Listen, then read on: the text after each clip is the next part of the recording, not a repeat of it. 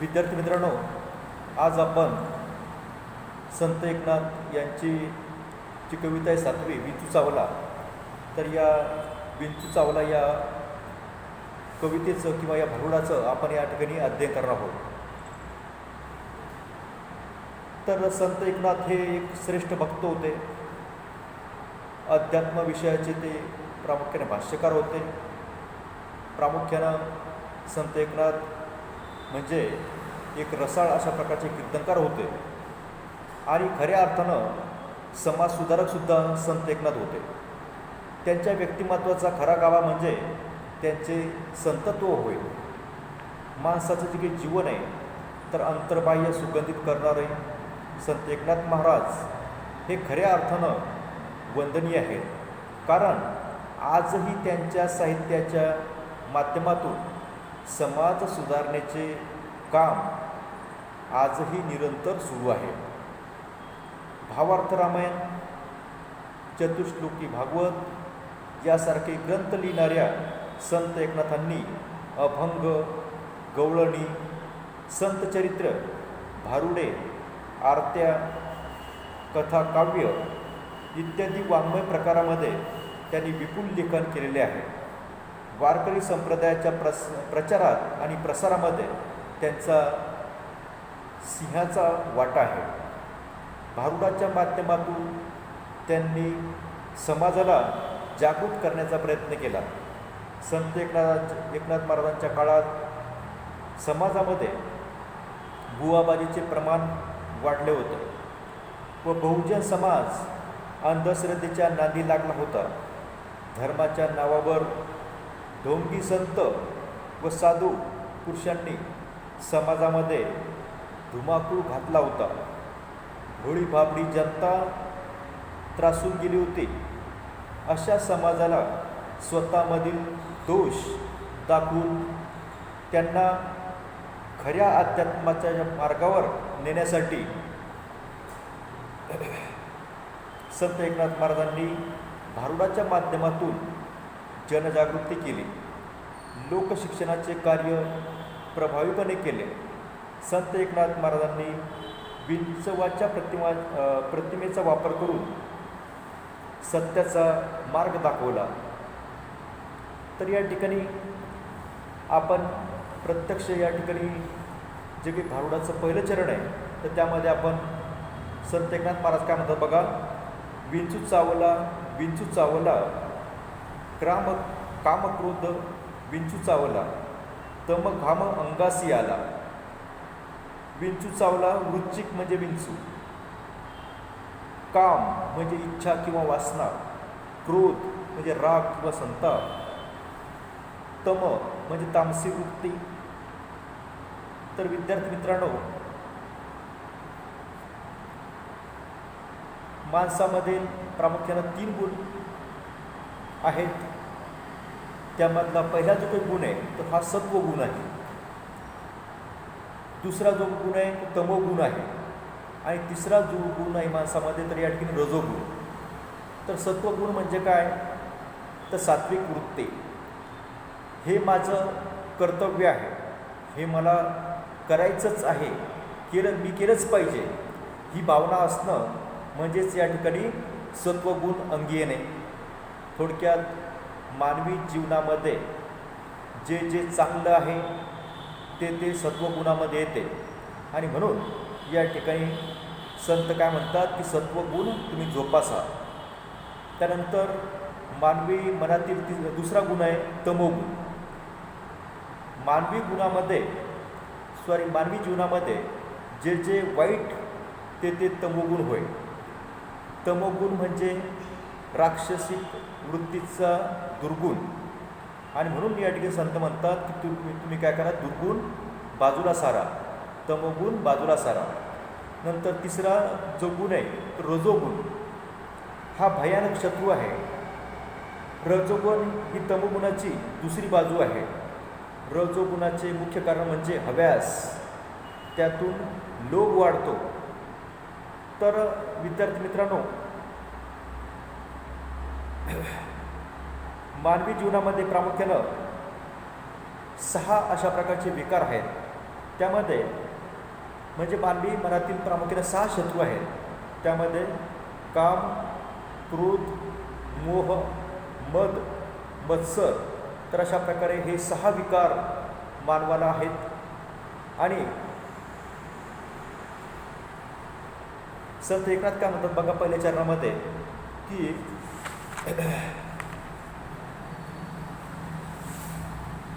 विंचू चावला वृश्चिक चावला, ग्राम क्रोध विंचू चावला, तम घाम अंगासी आला. विद्यार्थी मित्रांनो, संत एकनाथ महाराजांनी विंचू चावला या भारुडामधून दुर्गुणावर विजय कसा मिळवावा हे सत्संगाने कामक्रोधी रूपी विंचवाचा दाह कशा प्रकारे कमी करावा याचे महत्त्वपूर्ण अशा प्रकारे शिकवण या भारुडामध्ये दिलेली आहे. विंचू चावला वृश्चिक चावला इथे काय केलेलं आहे तर या ठिकाणी शब्दाची द्विरुक्ती म्हणजे शब्द वारंवार उच्चारले आहेत. त्यामुळे वेदनांचा असह्यपणा तीव्रपणे आपणासाठी जाणवतो. या भारुडामध्ये मनुष्याच्या मध्ये असलेल्या दुर्गुणावर प्रहार करताना संत एकनाथ महाराज म्हणतात, मला म्हणजेच मनुष्याला विंचू चावला. काम, क्रोध या विकारांचा हा विंचू आहे. या विंचवाचा दंश इतका दाहक आहे की माझ्या अंगाला दुर्गुणाचा घाम फुटला. तम घाम अंगासी आला म्हणजे शीघ्रकोपी वृत्ती वाढीस लागली. तर प्रस्तुत जो काही ध्रुवपद आहे तर या ध्रुवपदामध्ये कामक्रोधरूपी विंचू चावल्यामुळे झालेली जी काही आग आहे तर ती आग कमी करण्याचा उपाय या भारुडामध्ये संत एकनाथांनी विशद केलेला आहे, वर्णन केलेलं आहे. एक प्रकारे माणसांना प्रामुख्यानं नीतीची शिकवण संत एकनाथांनी दिलेली आहे. पुढे याच या ठिकाणी अभंगामध्ये संत एकनाथ म्हणतात की या अभंगातील मी म्हणजे माणसाचे मन. या मनाला विंचू चावला आहे. हा विंचू म्हणजे कामक्रोध रूपी अशा प्रकारचा विंचू होय. प्रत्येक माणूस या 3 गुणांनी म्हणजे सत्व, रस आणि तम या 3 गुणांनी बनलेला आहे.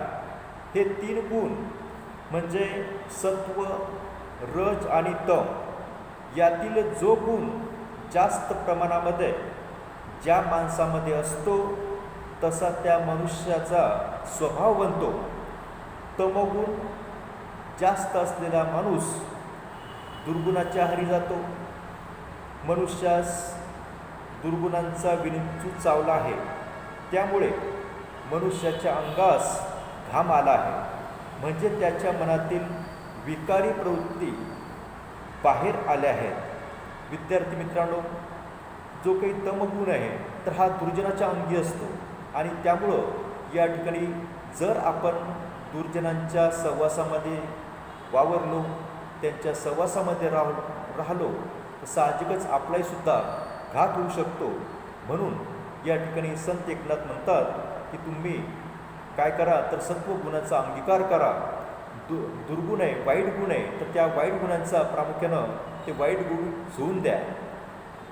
जगी निंदते सोडून जावे, जगी वंदते सर्व भावे करावे असं संत रामदास म्हणतात. त्याप्रमाणे सुद्धा या ठिकाणी संत एकनाथांनी काय केलं आहे तर चांगल्या गुणांचा स्वीकार केला. म्हणजेच तुम्ही चांगले गुण स्वीकारले, तुमच्यामधील जे काही वाईट गुण आहे तर ते वाईट गुण या ठिकाणी दूर होतील आणि तुमचा उत्कर्ष होईल. जर आपल्याला जीवनामध्ये यशस्वी व्हायचं असेल तर जीवनामध्ये यशस्वी होण्याचा एक मार्ग कवीनं आपणास या ठिकाणी सांगितला आहे. पुढच्या कडव्यामध्ये कवी काय म्हणतात बघा, पंचप्राण व्याकुळ झाला. पंचप्राण म्हणजे या ठिकाणी शरीरामध्ये प्रवाहित होणारे वायू म्हणजे पंचप्राण होय. त्याच्यामध्ये कोणकोणते या ठिकाणी वायू असतात तर पहिले म्हणजे प्राण म्हणजे एक प्रकारचा श्वास. दुसरं अपान म्हणजे उत्सर्जन क्रिया, एक प्रकारची हवा घेणे, समान शरीरामध्ये हवा समान पातळीमध्ये ठेवणे, ध्यान, व्यान म्हणजे अभिसरण क्रिया, हवा बाहेर सोडणे, उदान शरीरामध्ये आत हवा घेणे आणि बाहेर सोडणे म्हणजे एक प्रकारचा विचार करणे. तर अशा प्रकारे ते पंचप्राण आहे. तर या ठिकाणी पंचप्राण व्याकुळ झाला. व्याकुळ होणे म्हणजे काय? कासावीस होणे. त्याने माझा प्राण चालला, सर्वांगाचा दाह झाला. सर्वांग संपूर्ण अशा प्रकारचं अंग, दाह म्हणजे एक प्रकारची आग, जळजळ, वेदना. तर या ठिकाणी ज्या वेळेला अशा प्रकारचा हा विंचू चावतो तर त्यावेळेला मात्र काय होतं की विंचवाचा जेव्हा दंश होतो तर दंशानं काय होतं, विंचवाच्या दंशानं आपला जीव एक प्रकारचा व्याकुळ होऊन प्राणांतिक अशा प्रकारच्या वेदना होतात, अंगाचा दाह होतो. आणि म्हणून संत एकनाथ म्हणतात की कामक्रोधरूपी हा विंचू चावल्यामुळं त्याच्या दंशानं माझा जो काही जीव आहे तर माझा जीव या ठिकाणी व्याकुळ झाला आहे. माझे प्राण जे आहेत तर ते माझे प्राण कंठाशी आले आहेत. प्राण जाईल अशा प्रकारच्या वेदना मला या ठिकाणी होत आहेत. माझ्या तन्मनाची आग झाली आहे. तर हा जो काही कामक्रोधरूपी विंचू आहे तर हा कामक्रोधरूपी विंचू चावल्यामुळं अशा प्रकारे आपल्या मनाची अवस्था होते, आपल्या जीवनाची अवस्था होते. तर ती जीवनाची व्यथा ही कवीनं या काव्यपंक्तीमध्ये सांगितली आहे. कवी पुढे म्हणतात की पंचप्राण व्याकुळ झाला, त्याने माझा प्राण चालला, सर्वांगाचा दाह झाला. यातील माझे जे काही प्राण आहे तर माझे प्राण म्हणजे मीचं अस्तित्व. हा मी म्हणजे माणसाचं मन. ह्या मनाला वाईट विचारांचा विंचू चावला आहे. माणसाच्या मनाला वाईट अशा प्रकारच्या विचारांचा विंचू चावला आहे. त्यामुळं त्याचे जे काही पंचप्राण आहेत तर त्यामुळे त्याचे पंचप्राण कंठाशी आले आहेत. म्हणजेच तो मनुष्य एक प्रकारचा बर्बाद झाला आहे, वाया गेला आहे. त्या माणसाचे मन आपली व्यथा या ठिकाणी सांगत आहे. जो या विकारांच्या आहारी जातो तो नष्ट होतो. विंचू चावल्यावर जशी शरीराला प्रामुख्याने आग लागल्यासारखी वेदना होते, शरीराचा दाह होतो, तसेच वाईट गुण अंगीकारल्यामुळं शरीर अशुद्ध होतं. काम आणि क्रोध हे शत्रू मनाला सर्वात जास्त त्रास देतात. तर या विंचवाने दंश केल्यास मन वाईट विचारांनी भरून जातं. विद्यार्थी मित्रांनो, या ठिकाणी संत एकनाथांनी आपणास काम आणि क्रोध हे जे काही विचाररूपी विंचू आहेत तर या विचाररूपी विंचवापासून आपण या ठिकाणी सावध राहिलं पाहिजे. जर आपण वाईट गुण अंगीकारले तर त्यामुळं आपली जीवनामध्ये फजिती झाल्याशिवाय राहणार नाही. आणि म्हणून संत एकनाथ आपणास या ठिकाणी इशारा देतात की तुम्ही काय करा, तुमच्या मनामधील जे काही वाईट गुण आहेत, काम आणि क्रोध हे सर्व भयानक आहेत, हे सर्वात वाईट आहेत. तर या कामाचा म्हणजे वासनेचा आणि क्रोध म्हणजे राग, संताप, तर या गोष्टींचा आपण त्याग करा. तेव्हाच तुमचं जीवन सुखसमृद्धीने भरभरून जाईल. विद्यार्थी मित्रांनो, संत एकनाथ या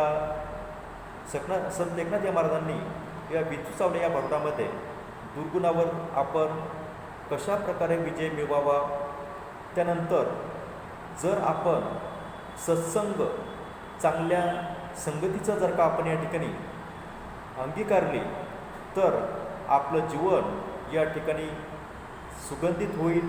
एवढंच नाही तर आपलं जीवन समृद्ध बनेल.